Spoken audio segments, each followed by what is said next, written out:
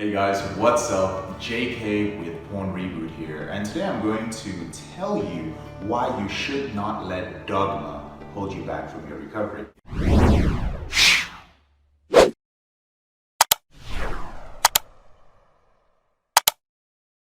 So what is dogma? Dogma is an official system or principles which concern your morals or your behavior or your philosophy, as it has to do with the church, like a set of beliefs.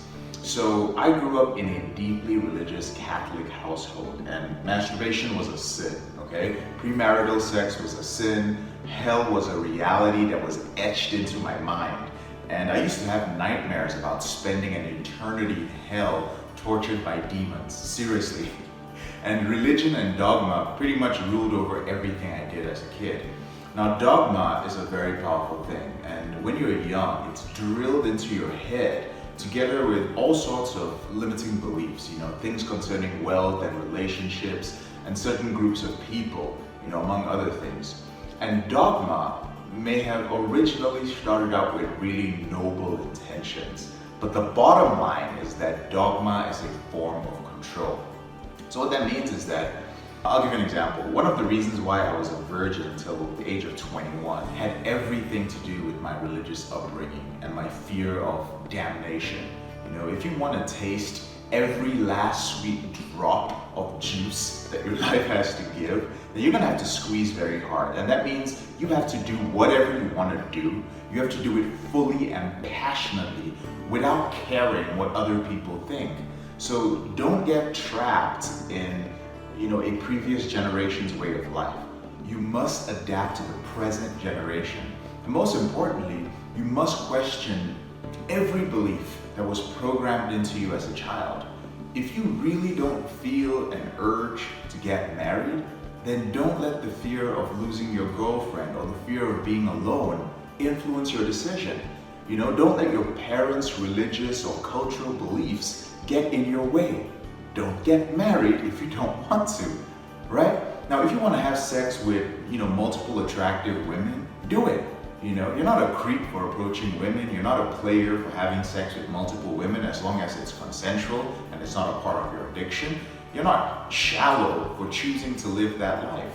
And you're not less enlightened or less spiritual by choosing to follow your biological desires. Does this make sense? Now, when I was still addicted to pornography and trying to improve my dating skills, I spent a lot of time with guys who were excited to learn these skills.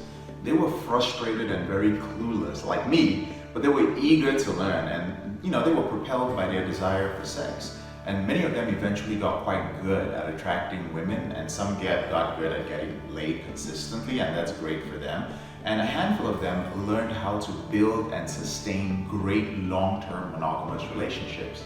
But almost all of them succumbed to dogma. And usually they would start dating a woman, they would stop talking to other attractive women around them, and they would quickly fall victim to comfort and security and the fear of loss. That's the dangerous one. Some got married, then divorced, and they realized that the woman that they had been with all that time was not the right one for them.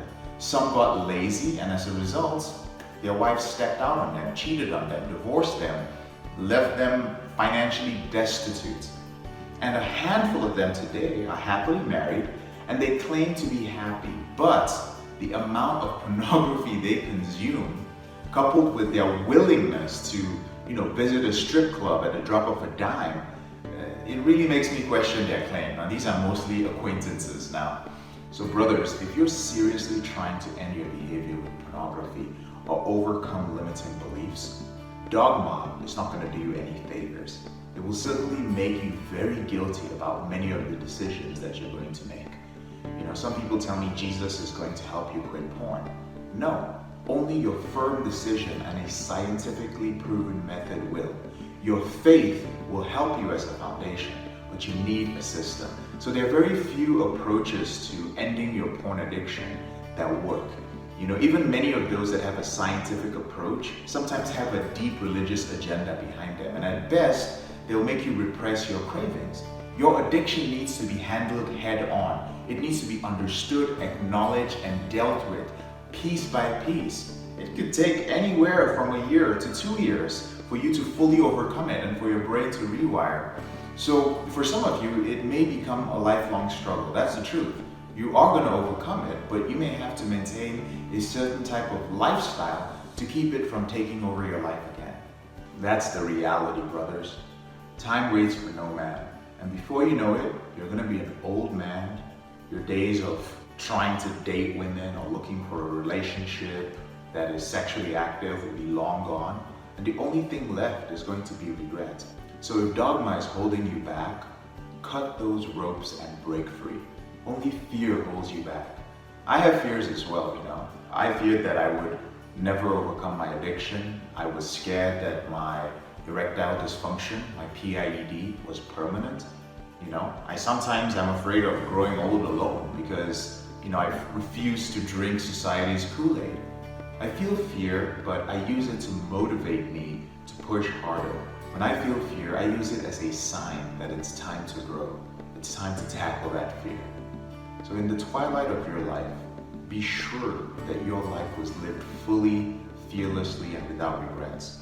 You want to look back at your life and smile because your time on earth was spent as a free man, free from the bondages of society and dogma. So I'm going to leave you with one of my favorite quotes. I actually read this every morning that I do my morning routine.